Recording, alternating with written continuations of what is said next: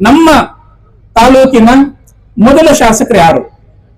T Chennaiah ಅನ್ನುವಂತವರು ನಮ್ಮ ತಾಲೂಕಿನ ಮೊದಲ ಶಾಸಕರು. ಯಾಕೆ ಅವ್ರನ್ನ ಇವತ್ತು ನೆನಪಿಸ್ಕೊಳ್ತಾ ಇದೀನಿ ಅಂತಂದ್ರೆ, ಇವತ್ತೇನ್ ನಾವು ಸಂವಿಧಾನದ ಬಗ್ಗೆ ಮಾತಾಡ್ತಾ ಇದೀವಿ, ಆ ಸಂವಿಧಾನ ರಚನಾ ಸಭೆ ಇತ್ತಲ್ಲ, ಮೇಡಮ್ ಅವ್ರು ಹೇಳೋದ್ರಲ್ಲ, ಶಾಸಕರು ಹೇಳೋದ್ರಲ್ಲ, ಆ ಸಂವಿಧಾನ ರಚನಾ ಸಭೆಯಲ್ಲಿ ನಮ್ಮ ತಾಲೂಕಿನ ಮೊದಲ ಶಾಸಕರು ಕೂಡ ಒಬ್ಬ ಸದಸ್ಯರಾಗಿದ್ರು. ಇದೆಲ್ಲ ಹೆಮ್ಮೆ ಪಡ್ಕೋಬೇಕಾದ ಸಂಗತಿ.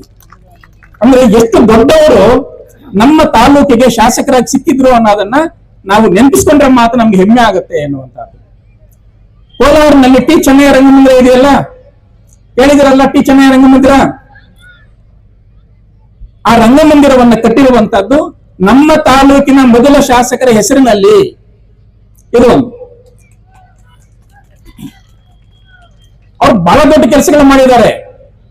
ನಂತರ ಬಂದಂತ ಶಾಸಕರು ಅವರು ನೆನಪಿಸ್ಕೊಂಡಿಲ್ಲ, ಅದೇ ದುರಂತ. ಎಷ್ಟು ಕೆಲಸ ಮಾಡಿದ್ದಾರೆ ಅಂತಂದ್ರೆ ನೀವು ನಂಬಕ್ಕೆ ಆಗೋದಿಲ್ಲ. ಬೆಂಗಳೂರಿನಲ್ಲಿ ಇರ್ತಕ್ಕಂಥ 4-5 ಲೇಔಟ್, ಇಂದಿರಾನಗರ ಸೇರಿದಂತೆ 4-5 ದೊಡ್ಡ ದೊಡ್ಡ ಲೇಔಟ್ ಗಳನ್ನ ಮಾಡಿದಂತವರು ನಮ್ಮ ಮೊದಲ ಶಾಸಕರಾದಂತಹ ಚೆನ್ನಯ್ಯನವರು.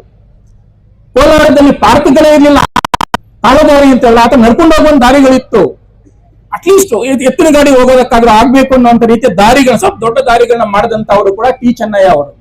ಸೊ ಈ ತರ ನೀವು ಪಟ್ಟಿ ಮಾಡ್ತಾ ಹೋದ್ರೆ ಒಂದು 50-60 ದೊಡ್ಡ ಕೆಲಸಗಳನ್ನ ಚೆನ್ನಯ್ಯ ಅವರ ಹೆಸರಿನಲ್ಲಿ ಪಟ್ಟಿ ಮಾಡಬಹುದು. ನಂತರ ಬಂದಂತ ಶಾಸಕರು ಅವ್ರು ನೆನಪಿಸ್ಕೊಳ್ಳದೇ ಇರೋದ್ರಿಂದ ಚೆನ್ನಯ್ಯ ಅವರ ಏನೋ ಆ ಒಂದು ಸರಮಾಲೆ ಇದೆ, ಪಟ್ಟಿ ಇದೆಯಲ್ಲ, ಆ ಪಟ್ಟಿಯ ಕಾಲಭಾಗವನ್ನು ಕೂಡ ಬೇರೆಯವರು ಮಾಡ್ಲಿಕ್ಕೆ ಸಾಧ್ಯ ಆಗಿಲ್ಲ ಅನ್ನೋದು ನಿಜವಾದಂತ ವಾಸ್ತವ ಇದು. ಯಾಕೆ ನಾನು ಹೇಳ್ತಾ ಇದ್ದೀನಿ ಅಂತಂದ್ರೆ, ಒಂದು ಅದೃಷ್ಟ ಸಿಗುತ್ತೆ ನಮ್ಗೆ. ಈಗ ನಮ್ಮ ಮಂಜುನಾಥ್ ಸರ್ ಅವರಿಗೆ ಒಂದು ಅದೃಷ್ಟ ಸಿಕ್ಕಿದೆ, ಬಹಳ ಕನಸುಗಳಿದೆ, ನಾವು ಗೊತ್ತಿದೆ ಅದು. ಆದ್ರೆ ಅದನ್ನ ಕಾರ್ಯರೂಪಕ್ಕೆ ಇಳಿಸಿ ಅವ್ರು ಬಿಟ್ಟು ಹೋದ ಮೇಲೆ ಅವ್ರ ನೆನಪನ್ನ ಮಾಡ್ಕೊಳ್ತಕ್ಕಂತ ಅಟ್ಲೀಸ್ಟ್ ಒಂದು 10-15 ಕೆಲಸಗಳು ಇರಬೇಕು. ಒಂದು ಸುಮ್ಮನೆ ನೇರವಾಗಿ ಕಾಣುವಂತದ್ದು, ಈ ಸ್ಟೇಡಿಯಂ ಅನ್ನ ಅದ್ಭುತವಾಗಿರ್ತಕ್ಕಂಥ ಒಂದು ಸುಸಜ್ಜಿತ ಆಧುನಿಕ ಸ್ಟೇಡಿಯಂ ಮಾಡೋದಕ್ಕೆ ಒಂದು ಅವಕಾಶ ಇದೆ. ಇದನ್ನು 10 ವರ್ಷಗಳ ಹಿಂದೆ ಮಾಲೂರಲ್ಲಿ ಮಾಡಿದ್ದಾರೆ.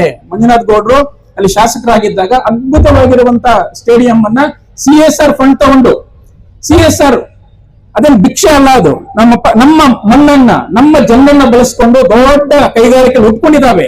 ಅವ್ರಿಗೊಂದು ಜವಾಬ್ದಾರಿ ಇದೆ, ಸಾಮಾಜಿಕ ಕಳಕಳಿಯ ಕೆಲಸಗಳನ್ನ ಮಾಡಬೇಕು ಅಂತಿದೆ. ಅವರ ಫಂಡ್ ಅನ್ನ ಬಳಸ್ಕೊಂಡ್ರೆ 100 ಕೆಲಸಗಳನ್ನ ಮಾಡ್ಲಿಕ್ಕೆ ಅವಕಾಶ ಇದೆ.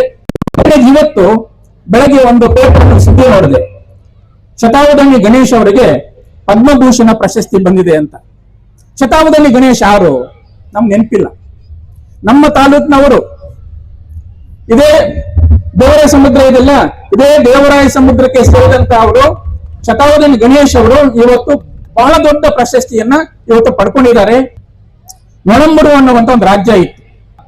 ಆ ಕಾಲಕ್ಕೆ ಶೈವರು ವೈಷ್ಣವರು ಕಿತ್ತಾಡ್ತಾ ಇದ್ರು, ಹಿಂದೂ ಮುಸ್ಲಿಮರು ಕಿತ್ತಾಡ್ತಾರಲ್ಲ, ಆ ತರ ಕಿತ್ತಾಡುವಂತ ಒಂದು ಕಾಲದಲ್ಲಿ ಶೈವರನ್ನ ವೈಷ್ಣವರನ್ನ ಬೆರೆಸಲಿಕ್ಕೆ ರಾಮ ಮತ್ತು ಶಿವನ ಹೆಸರಲ್ಲಿ, ರಾಮಲಿಂಗೇಶ್ವರ ನೋಡಿ ದೇವಸ್ಥಾನದ ಹೆಸರೇ ನೋಡಿ, ರಾಮ ಮತ್ತು ಶಿವನನ್ನ ಬೆರೆಸುವಂತ, ರಾಮನನ್ನ ಆರಾಧಿಸುವಂತವರು, ಶಿವನನ್ನ ಆರಾಧಿಸುವಂತವರು ಒಟ್ಟಿಗೆ ಇರಲಿ, ಪ್ರೀತಿಯಿಂದ ಬದುಕಲಿ ಅನ್ನುವಂತಹ ಸದಾಶಯ ಇಟ್ಕೊಂಡು ನಮ್ಮ ನೆಲದಲ್ಲಿ ಒಂದುಗೂಡಿಸುವ, ಕಿತ್ತಾಡಬಾರದು, ನಾವೆಲ್ಲ ಅಣ್ಣ ತಮ್ಮಂದ್ರು ಅನ್ನುವಂತ ಆಶಯ ಇಟ್ಕೊಂಡು ಅಲ್ಲಿ ರಾಮಲಿಂಗೇಶ್ವರ ಅನ್ನುವಂತ ದೊಡ್ಡ ಟೆಂಪಲ್ ಕಾಂಪ್ಲೆಕ್ಸ್ ಅನ್ನ ಕಟ್ಟಿದ್ದಾರೆ.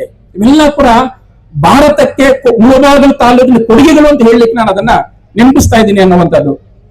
ಹಾಗೇನೆ ಇನ್ನೊಬ್ಬ ಲಕ್ಕನ ದಂಡೇಶ ಅಂತ ಇದ್ದ, ನೀವು ಹೆಸರು ಕೇಳಿದ್ರಲ್ಲ ಗೊತ್ತಾ, ಅವರು ನಮ್ಮ ತಾಲೂಕಿನವರೇನೆ. ಇದೇ ವಿರೂಪಾಕ್ಷಿ ಅವರು, ವಿರೂಪಾಕ್ಷಿ ನೀವೆಲ್ಲ ತುಂಬಾ ಜನ ಹೋಗಿರ್ತೀವಿ. ಆ ದೇವಸ್ಥಾನ ಕಟ್ಟಿದಂತವ್ ಯಾರು? ಲಕ್ಕನ ದಂಡೇಶ ಅಂತ. ಅವನು ಎಷ್ಟು ದೊಡ್ಡವನು ಅಂತಂದ್ರೆ, ವಿಜಯನಗರ ಸಾಮ್ರಾಜ್ಯವನ್ನ ಆಳ್ತಾ ಇದ್ದಂತ 2ನೇ ದೇವರಾಯ ಅಂತ ಒಬ್ಬ ರಾಜ ಇದ್ದ, ಬಹಳ ಪವರ್ಫುಲ್. ಅವನ ಬಿಟ್ರೆ ಅವನ ಕಾಲದಲ್ಲಿ 2ನೇ ಚಕ್ರವರ್ತಿ ಅವನು. ಅಂದ್ರೆ ರಾಜನ ಪಕ್ಕದಲ್ಲೇ ಕೂರುವಂತಹ ಏನೋ ಶಕ್ತಿಯನ್ನ, ಗೌರವವನ್ನ ಸಂಪಾದಿಸಿಕೊಂಡಂತ ವ್ಯಕ್ತಿ ನಮ್ಮ ತಾಲೂಕಿನವನು. ಹೆಮ್ಮೆ ಪಡಬೇಕೇ ಇಲ್ಲ. ಇನ್ನೇನಿದೆ ಆತನ ಕೊಡುಗೆ ಅಂತಂದ್ರೆ, ಶ್ರೀಲಂಕಾದ ಮೇಲೆ ವಿಜಯನಗರದ ದಾಳಿ ಹೋಗುತ್ತೆ ಸರ್, ದಂಡು ಹೋಗುತ್ತೆ. ಅದರ ನಾಯಕತ್ವವನ್ನು ವಹಿಸಿದಂತ ಅವರು ಇದೇ ಲಕ್ಕನ ದಂಡೇಶ. ಅಷ್ಟೇ ಅಲ್ಲ, ನೀವು ಮುಳಬಾಗಿಲ ಬಗ್ಗೆ ಎಷ್ಟೊಂದು ವಿಷಯಗಳಿದೆ ಅಂತಂದ್ರೆ ನಿಮ್ಗೆ ಆಶ್ಚರ್ಯ ಆಗುತ್ತೆ. ನಮ್ಮಲ್ಲಿ ಲೇಖಕರಲ್ಲ, ಲೇಖಕಿಯರು ಇದ್ರು, ಹೆಣ್ಮಕ್ಳು ಕೂಡ ಪುಸ್ತಕ ಬರೆಯುವಂತ ಸಾಮರ್ಥ್ಯವನ್ನ ಪಡ್ಕೊಂಡಿದ್ರು. ಅದ್ರಲ್ಲಿ ಒಂದು ಹೆಸರು ನಿಮಗೆ ಗಂಗಾದೇವಿ ಅಂತ. ಯಾಕೆಂದ್ರೆ ಇಲ್ಲಿ ಚರಿತ್ರೆಯ ಬಗ್ಗೆ ನಾನು ಒಂದಷ್ಟು ತಿಳ್ಕೊಂಡಿರೋದನ್ನ ಚರಿತ್ರೆ ಮೇಷ್ಟಾಗಿ ಒಂದು ಹೇಳ್ತಾ ಇದ್ದೀನಿ. ಗಂಗಾದೇವಿ ಎನ್ನುವಂತವ್ರು ತನ್ನ ಗಂಡ ವೀರಕಂಪನ ಅಂತ ಹೇಳಿ ಮಧುರೆ ಮೇಲೆ ದಾಳಿ ಮಾಡಿದ್ದ. ವೀರಕಂಪನ ಯಾರು ಅಂದ್ರೆ ಮುಳುವಾಯಿ ರಾಜ್ಯದ ರಾಜ್ಯಪಾಲ.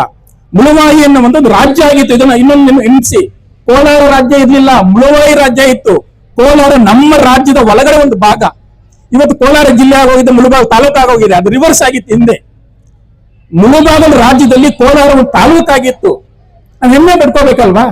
ಅಂದ್ರೆ ರಾಜ್ಯದ ರಾಜಧಾನಿ ಇದು, ಒಂದು ರಾಜ್ಯದ ರಾಜಧಾನಿ ಇದು ಯಾವುದು? ಮುಳುಬಾಗಲು.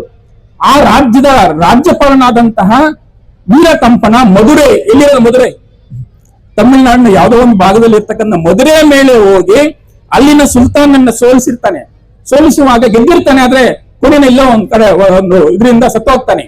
ಆ ಗಂಡನ ನೆನಪಲ್ಲಿ ಗಂಡನ ಸಾಧನೆಗಳನ್ನ ಹೇಳಲಿಕ್ಕೆ ಮಧುರೆ ವಿಜಯಂ ಅನ್ನುವಂಥ ಪುಸ್ತಕವನ್ನ ಬರೆದಂತೆ ನಮ್ಮ ಚರಿತ್ರೆ, ಮುಳುಬಾಗಿಲಿನ ಚರಿತ್ರೆ ಬಹಳ ದೊಡ್ಡ ಚರಿತ್ರೆ. ನಾವು ಆ ಚರಿತ್ರೆ ನೆನಪಿಸ್ಕೊಂಡಿಲ್ಲ ಅಂದ್ರೆ ನಾವು ಖಂಡಿತವಾಗಿ ಅನೇಕ ವಿಷಯಗಳನ್ನ ನಾವು ಕಳ್ಕೊಳ್ತೇವೆ ಅನ್ನೋ ಕಾರಣಕ್ಕೆ ನಾನು ಇದನ್ನ ಹೇಳಿದೆ. ಕೊನೆಯದಾಗಿ ನಮ್ ಕೆಲವು ಜವಾಬ್ದಾರಿಗಳಿದೆ ಅಂತ ಹೇಳಿದ್ನಲ್ಲ, ಅದ್ರಲ್ಲಿ ಒಂದು ಜವಾಬ್ದಾರಿ ನಾನಂತೂ ಹೊತ್ಕೊಂಡಿದ್ದೇನೆ. ನನಗೊಂದು ಜವಾಬ್ದಾರಿ ಇದೆ, ಅದು ಯಾರು ಮಾಡ್ತಾರೆ ಎಲ್ಲ ಗೊತ್ತಿಲ್ಲ. ಅದೇನು ಅಂತಂದ್ರೆ, ಇವತ್ತು ಕೂಡ ಹಳ್ಳಿಗಳಿಗೆ ಹೋದ್ರೆ ಕೆಲವು ಜನರನ್ನ ಮನೆ ಒಳಗಡೆ ಸೇರಿಸಲ್ಲ, ದೇವಸ್ಥಾನ ಒಳಗಡೆ ಸೇರಿಸಲ್ಲ. ಇವತ್ತು ಕೂಡ ಅಸ್ಪೃಶ್ಯತೆ ಎನ್ನುವಂಥದ್ದು ಎಲ್ಲ ಕಡೆ ಉಳ್ಕೊಂಡಿದೆ. ಮಹಾತ್ಮ ಗಾಂಧಿಯಿಂದ ಶುರುವಾಗಿತ್ತು ಅದು ಹೋರಾಟ. ಮಹಾತ್ಮ ಗಾಂಧಿಯನ್ನು ಅನುಸರಿಸುವಂತವರು ಕೂಡ ಒಂದಷ್ಟು ಪ್ರಯತ್ನ ಮಾಡಿದ ಕೈ ಬಿಟ್ಬಿಟ್ರದು ಆಗಲ್ಲ ಅಂತ ಏನು ಗೊತ್ತಿಲ್ಲ, ಆಗ್ಬೋದಾ? ಓಕೆ. ಸೊ ಹಾಗಾಗಿ ನಾನು ಅದನ್ನ ಒಂದು ಚಾಲೆಂಜಿಂಗ್ ಅಂತ ತಗೊಂಡಿದ್ದೇನೆ. 12 ವರ್ಷಗಳಿಂದ ನಿರಂತರವಾಗಿ ಒಂದು ಚಳುವಳಿಯನ್ನು ಶುರು ಮಾಡಿ ಅದನ್ನ ಮುನ್ನಡೆಸ್ತಾ ಇದ್ದೇವೆ. ಅದರ ಹೆಸರು ಅರಿವು ಭಾರತ ಅಂತ. ನೀವೆಲ್ಲ ತುಂಬಾ ಜನ ಗಮನಿಸಿರ್ಬೋದು. ಅರಿವು ಭಾರತ ಅನ್ನುವಂತ ಒಂದು ಚಳುವಳಿ ಶುರುವಾಗಿದೆ ಮುಳುಬಾಗಿಲಿನಲ್ಲಿ, ಮುಳುಬಾಗಿಲು ತಾಲೂಕಲ್ಲಿ. ನಮ್ಮ ಮನಸ್ಸಿನಲ್ಲಿ ಇರ್ತಕ್ಕಂಥ ಅಸ್ಪೃಶ್ಯತ ಭಾವನೆಗಳನ್ನ ಕಿತ್ತಾಕ್ಬಿಟ್ಟು ನಮ್ಮ ಮನೆಗೆ ಏನಾದ್ರು ಬಂದ್ರೆ ಒಳಗಡೆ ಬಾಪ್ಪ ಅಂತ ಕರೆಯುವುದು ಅಷ್ಟೇ, ಇನ್ನೇನು ಇಲ್ಲ. ಅದು ಬೇರೆ ಏನನ್ನೂ ಮಾತಾಡ್ತಾ ಇಲ್ಲ. ಯಾರ ಬಂದಾಗ ಒಳಗಡೆ ಬನ್ನಿ, ದೇವಸ್ಥಾನಕ್ಕೆ ಬಂದ್ರೆ ಒಳಗಡೆ ಬನ್ನಿ ಅಂತ ಕರೆಯುವಂತಹ ಔದಾರ್ಯತೆನೂ ಅಲ್ಲ ಅದು. ನಾ ಹೇಳದ್ನಲ್ಲ, ನಮ್ ಜವಾಬ್ದಾರಿಗಳಿದ್ದಾವೆ. ಈ ದೇಶದಲ್ಲಿ 100 ತಪ್ಪು ಸಂಪ್ರದಾಯಗಳಿತ್ತು. 8 ವರ್ಷಕ್ಕೆಲ್ಲ ಹೆಣ್ಮಕ್ಳು ಮದುವೆ ಮಾಡ್ತಾ ಇದ್ವಿ, ಮಾಡ್ತೀವಾ? ತಿದ್ಕೊಂಡಿದ್ದೇವೆ. ಆತರ ತಿದ್ಕೋಬೇಕಾಗಿರ್ತಕ್ಕಂಥ ಕೆಲವು ತಪ್ಪು ಪಾಪದ ಕೆಲಸಗಳು ಇನ್ನೂ ಕೂಡ ನಮ್ಮಲ್ಲಿ ಇದಾವೆ. ಅದನ್ನ ತಿದ್ದಬೇಕು ಅನ್ನುವಂತ ನಿಟ್ಟಿನಲ್ಲಿ ನಾವು 3 ರಾಜ್ಯಗಳಲ್ಲಿ ಕೆಲಸ ಮಾಡ್ತಾ ಇದ್ವಿ: ಆಂಧ್ರ, ಕರ್ನಾಟಕ, ತಮಿಳುನಾಡಲ್ಲಿ. 12 ವರ್ಷಗಳು 500 ಹಳ್ಳಿಗಳಿಗೆ ಹೋಗಿದ್ದೇವೆ. ನಾವು ನಮ್ಮ ಸ್ನೇಹಿತರೆಲ್ಲ ಸೇರಿ ಇದು ಅರಿವು ಭಾರತ ಅನ್ನೋ ಒಂದು ದೊಡ್ಡ ಚಳುವಳಿಯಾಗಿ ಬೆಳೀತಾ ಇದೆ. ಇದರ ಭಾಗವಾಗಿ ಸಣ್ಣ ಒಂದು ಪ್ರತಿಜ್ಞೆ ಇದೆ. ನಾನು ನಿಮ್ಗೆ ಅದನ್ನ ಹೇಳ್ಕೊಡ್ತೀನಿ, ದಯವಿಟ್ಟು ರಿಪೀಟ್ ಮಾಡಿದೆ, ಯಾರು ತಪ್ಪು ತಿಳ್ಕೊಬೇಡಿ. ಏನು ಓವರ್ಟೇಕ್ ಮಾಡ್ತಾ ಇದಾರೆ ಅಂತ. ಇದೊಂದು ಜವಾಬ್ದಾರಿ ಅನ್ನುವಂತ ಕಾರಣಕ್ಕಾಗಿ ನಾನು ಇದನ್ನ ಸಣ್ಣ ಪ್ರತಿಜ್ಞೆ ಇದೆ ಹೇಳಿ. ಅಂದ್ರೆ ಅನೇಕ ಕ್ಷೇತ್ರಗಳಲ್ಲಿ ದೊಡ್ಡ ಸಾಧನೆ ಮಾಡಿಬಿಟ್ಟಿದ್ದೇವೆ. ವಿಜ್ಞಾನದಲ್ಲಿ ಮಾಡಿದ್ದೇವೆ, ಸ್ಪೇಸ್ಗೆ ಹೋಗಿದ್ದೇವೆ, ದೂರದ ಗ್ರಹಗಳನ್ನ ತಲುಪ್ತಾ ಇದ್ದೇವೆ. ಅದ ಪಕ್ಕದ ಮನೆಗೆ ತಲುಪಿಲ್ವಲ್ಲ ನಾವು. ಪಕ್ಕದ ಮನೆ ಒಳಗಡೆ ಹೋಗಕ್ಕಾಗದೇನೆ ದೂರದಲ್ಲಿರುವಂತಹ ಗ್ರಹಕ್ಕೆ ಹೋಗಿ ಬಂದ ಪ್ರಯೋಜನ ಇಲ್ಲ ಸರ್. ಹಾಗಾಗಿ ವಿಜ್ಞಾನ ಬೆಳೆದ ಸಾಲದು, ನಮ್ಮ ಮನಸ್ಸುಗಳು ಕೂಡ ಬೆಳಿಬೇಕು. ಅಮಾನವೀಯ ಮತ್ತು ಕಾನೂನು ಬಾಹಿರ ಅಸ್ಪೃಶ್ಯ ಆಚರಣೆಗಳನ್ನು ತಿರಸ್ಕರಿಸುತ್ತೇನೆ. ಸಮಾನತೆ ಮತ್ತು ಸ್ವಾತಂತ್ರ್ಯದ ಹಕ್ಕು ಎಲ್ಲರಿಗೂ ಇದೆ ಎಂದು ಒಪ್ಪಿ ಇತರರಿಗೂ ತಿಳಿಸುತ್ತೇನೆ.